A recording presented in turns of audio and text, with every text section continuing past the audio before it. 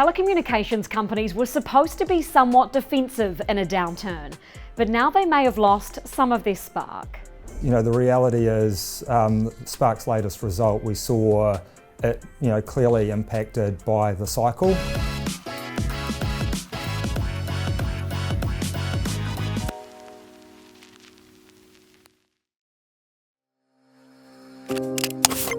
When consumer spending slides, some services can be insulated from the impact because they're necessities, like power, water, and the phone bill. But the latter has not been spared from spending cuts across the economy.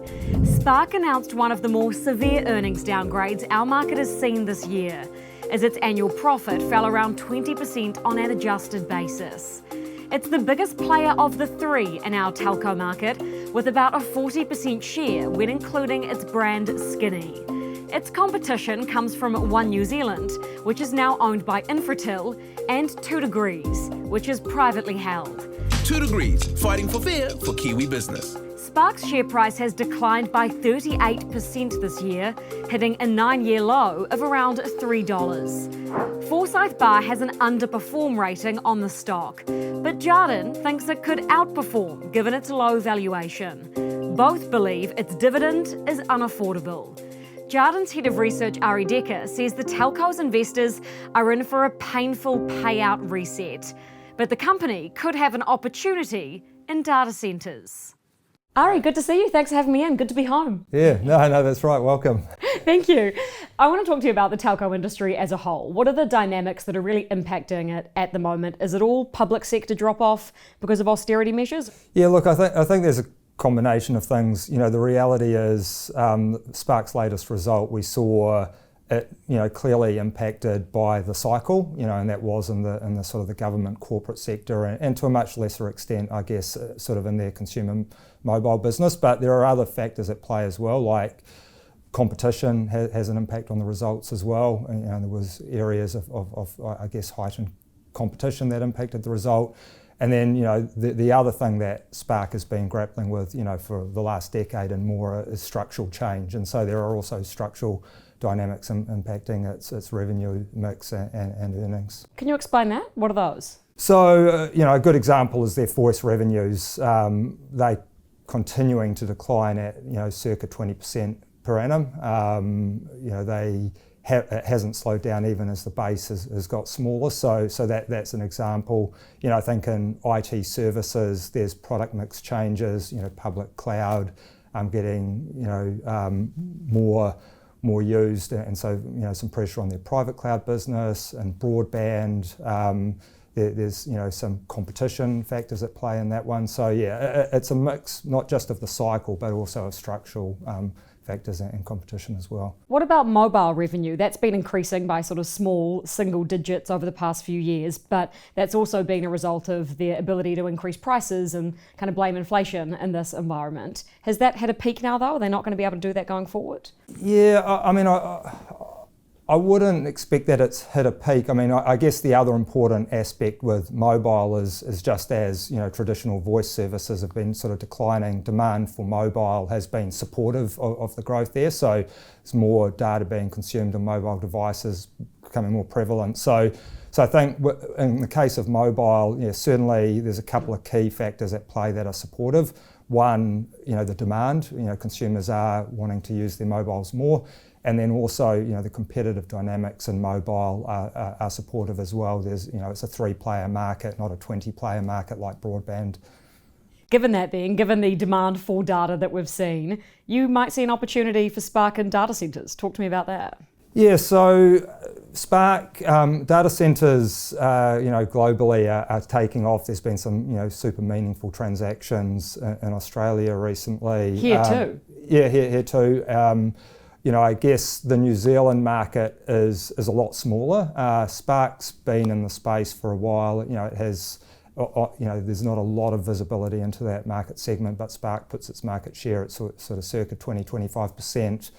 And there are signs that, the demand for data centre space in New Zealand is ramping up, and Spark certainly sees an opportunity, given its presence already, to participate in that. If we look at that on a revenue basis, though, as a sort of percent of earnings, it's only about sort of 3%. Data centre revenue was like 37 million, whereas mobile service revenue was over 1 billion in the financial year just ended. So is it possible to perceive data centres revenue overtaking mobile and broadband, or no? Oh no, certainly not. I think there's, what Spark would sort of see is an opportunity, and they've secured a pipeline. They've got a couple of sites which are really important in terms of growth, and so they certainly see an opportunity to capture some value there. But no, it is not going to overtake their core telco business anytime soon. How much of a telco's financial success is purely just keeping a lid on operating expenses?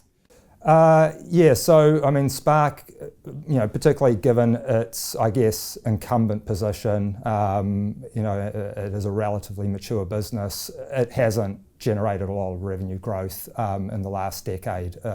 Areas like mobile have grown, but other areas, to the point on structural decline, have put pressure. So it's not a revenue growth story, and so management of the operating cost base is very important to maintaining earnings. Well, given all of those challenges then, they have this potential data centre opportunity, but they would need to invest in that.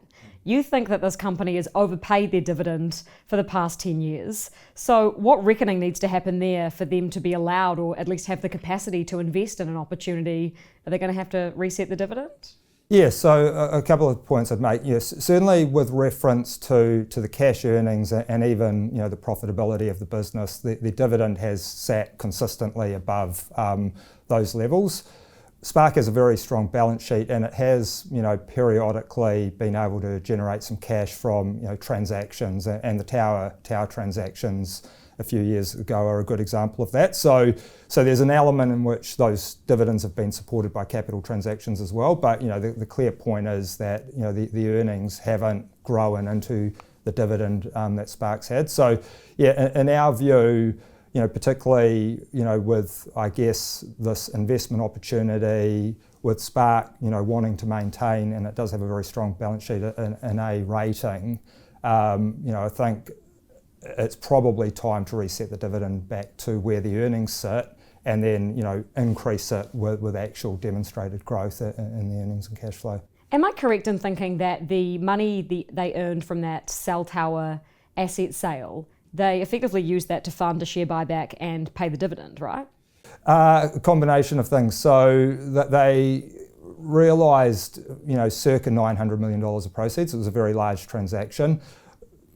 They held some of the money back for the balance sheet, recognising that it was a sale and leaseback, essentially a very long dated one, and so there is a cash stream that they need to pay for having sold those towers. The other two buckets, they did do a buyback of about $350 million, returning some of the capital proceeds to shareholders, and then they put about $350 million into areas of investment that they wanted to prioritise. Data centres was one of them. They also brought forward some mobile investment as well. So they were able to pocket some of it, but they kind of just turned what was an asset into a liability because they have to keep paying to lease the asset back. Yeah, it is a financing transaction. I mean, one that, in terms of the initial yield, in terms of cost to Spark, is quite low. And certainly, like I said, in terms of when they looked at the use of those proceeds, they made some allowance for that as well.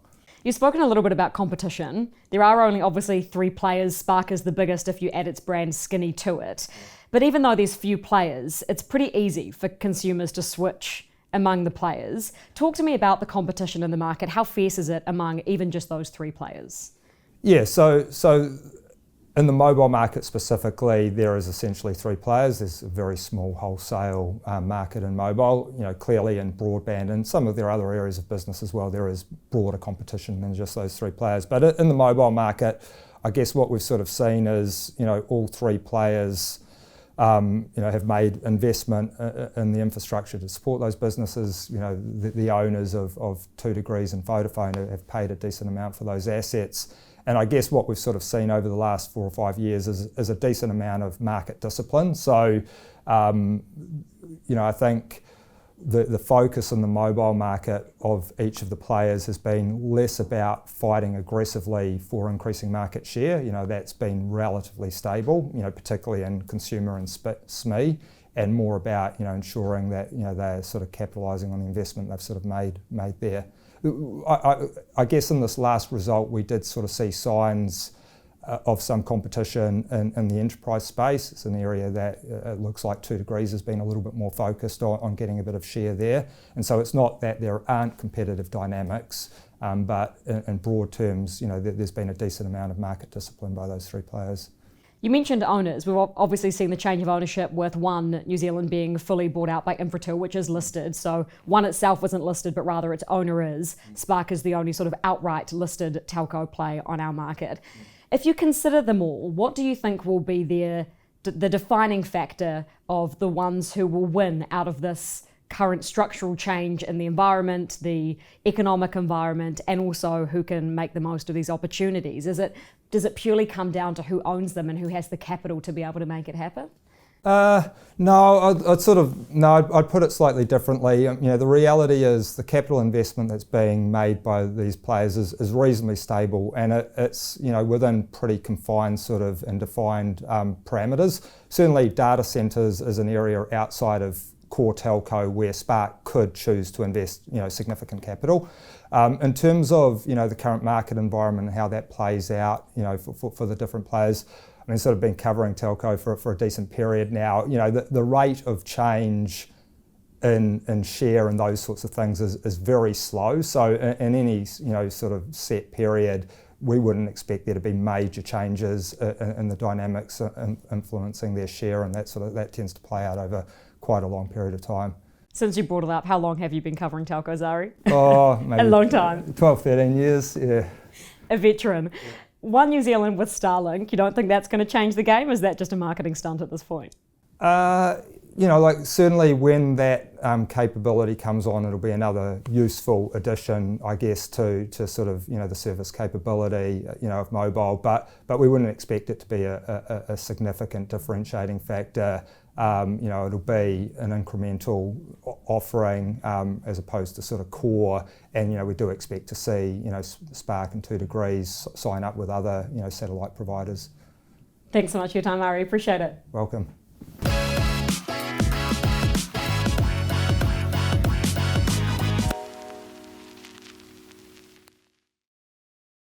Thanks for watching Markets with Madison. If you enjoyed this interview, please hit the like and subscribe buttons below. I do all of the research for these episodes myself, so your support means a lot. I always love to hear your feedback and ideas, so please drop any thoughts in the comments below. Now go put your money to work.